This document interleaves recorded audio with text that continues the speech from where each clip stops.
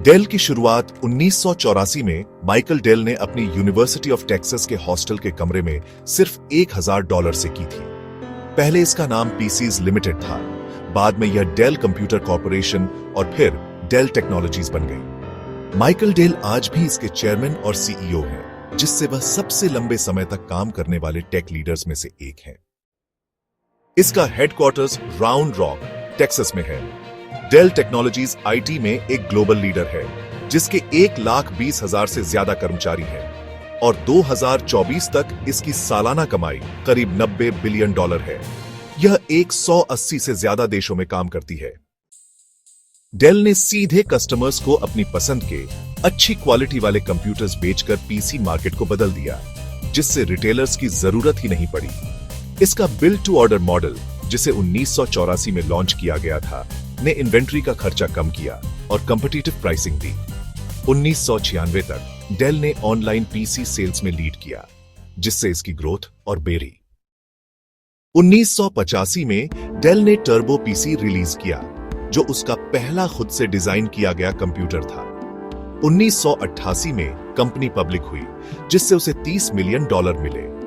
1999 तक del United states में सबसे बड़ा पीसी सेलर बन गया, जिसने कॉम्पैक्ट को पीछे छोड़ दिया।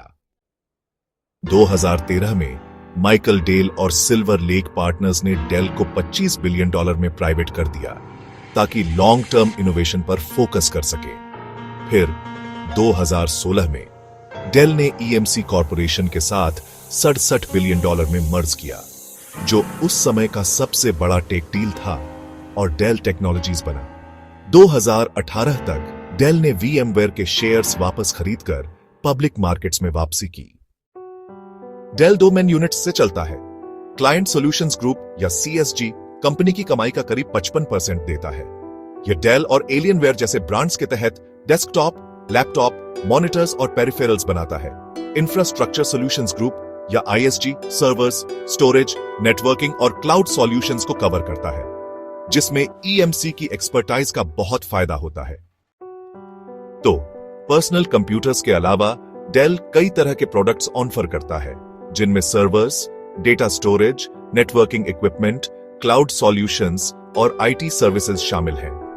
यह काफी दिलचस्प है कि डेल AI ऑप्टिमाइज्ड सर्वर्स और मल्टी क्लाउड सॉल्यूशंस में लीडर है, और उनके पास एनवीडिया के साथ AI वर्कलोड्स के लिए पार्टनरशिप भी है।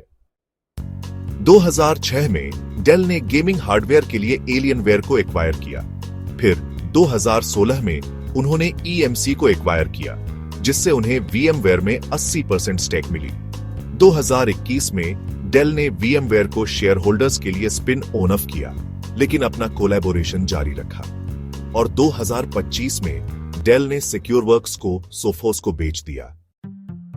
डेल रिसर्च और डेवलपमेंट में काफी इन्वेस्ट करता है, 5 सालों में करीब $18 बिलियन, और उसके पास बहुत सारे US पैटेंट्स हैं।